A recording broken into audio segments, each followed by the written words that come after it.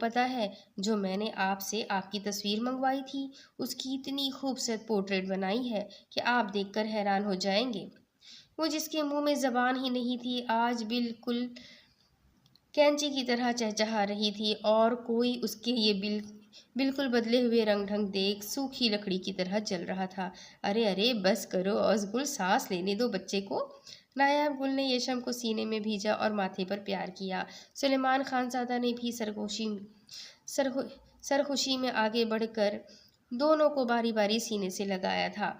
तब सुलेमान के इशारा करने पर नायाब गुल अरीब की जानिब बढ़ी।